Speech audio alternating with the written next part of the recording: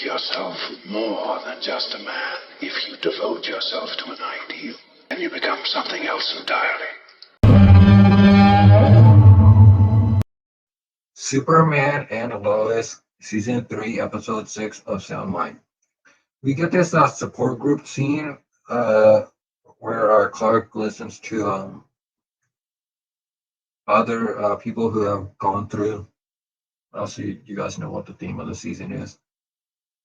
And I think it shows that Clark is having like a different kind of fear that he's not normal to, because this isn't like a on the battlefield type of fear that he's feeling. This is like a different territory, something that's a little it's like close to it's like family related type of fear.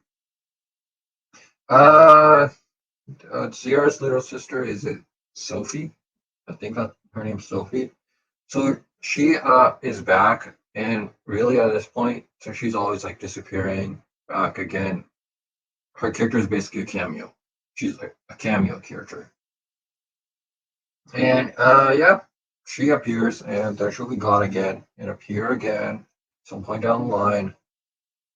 We find out this episode is a month after the previous episode. And that's because Lois mentions that it has been a month since the fight with Deadline. I find out Deadline has a lot of these like internal marks and stuff going on. Not sure how Deadline even got, like how that many even appeared. I don't think that's like, I think that's a fictional thing and not something that happens in real life. But Bizarro is being used to create the serum, and I don't think this is really gonna end up being like a serum that's like to cure people. I think this is gonna like eventually.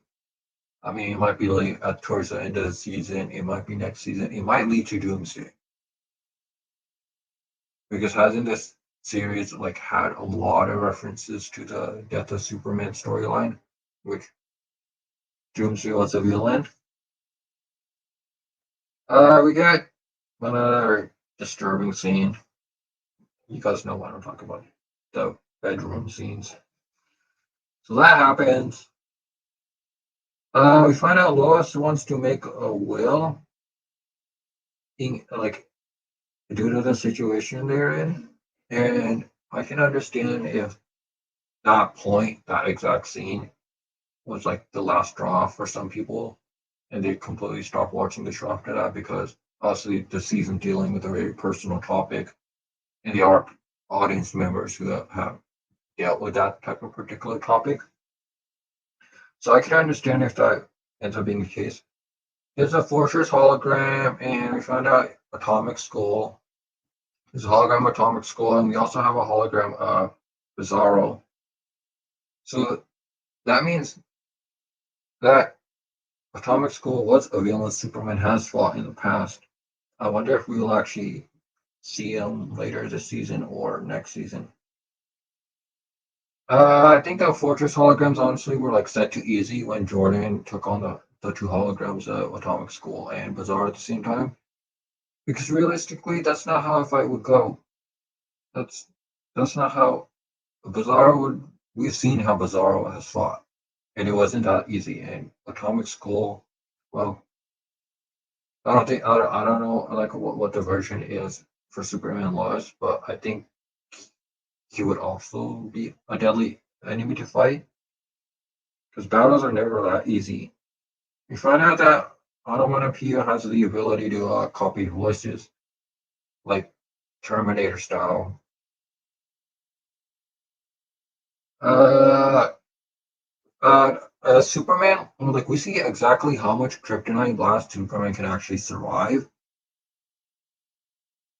and I guess that really shows how powerful.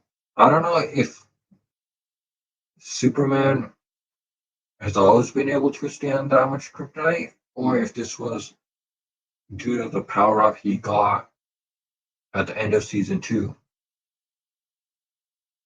He most likely is the power up that he got in season 2, I'm guessing. We see Jordan's suit, but here's the thing about Jordan's suit. At least I'm gonna say from a technology standpoint. Jordan's suit is like an early version of a prototype suit. I wouldn't say it classify it as a prototype suit.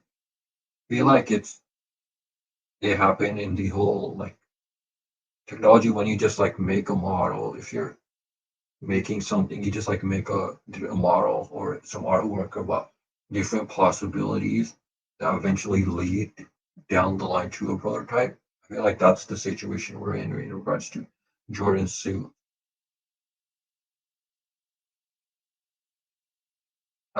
Find out like Clark says Jordan's like immune to kryptonite or something along those lines, but I don't think he's immune to kryptonite. I think it really is that he can withstand more kryptonite than a Kryptonian can at that age, at the specific age Jordan is at. And yeah, my theory from earlier does end up being correct, where Clark does feel a different type of fear. He says he feels helpless in the situation because he's so used to like with all the powers and stuff he has, he's so used to always being able to save people, like and always finding a way to save the day. But like in this, he can't do anything. He doesn't have like he's not a doctor, obviously, so he can't help Lois in that way. And the doctors are the only ones that can help Lois with that situation. So Lois is in.